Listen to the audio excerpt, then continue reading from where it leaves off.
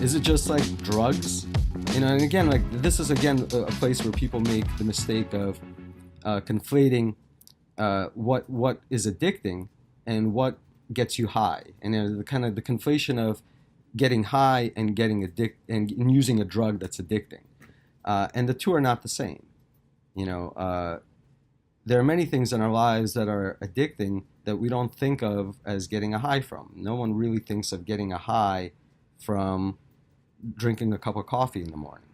It's kind of the staple. It's what you need to do to get the day going. It's not seen as a high. Most cigarette smokers don't see, their cigarette smoking as getting high.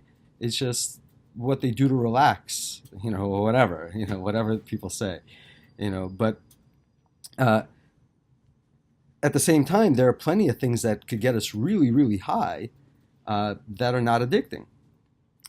For example, most hallucinogens are not addicting.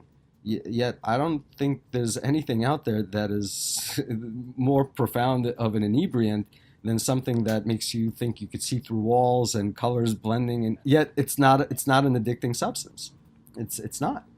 So what's an inebriant and what's addicting is very different too, and I think it's a big factor to kind of understand and to delineate. So yeah, we could be addicted, and again, one of the reasons I want to say that is because today's cultural movement is there's a lot of debate about cannabis and cannabis use, and I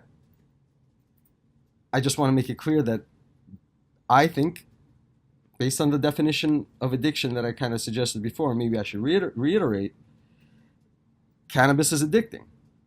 Coffee is addicting. That is, caffeine is addicting. Nicotine is addicting.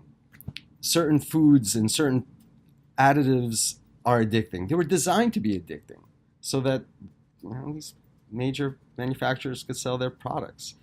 But the reason I'm saying that these things are addicting is because they happen to disrupt the circuitry that I mentioned before.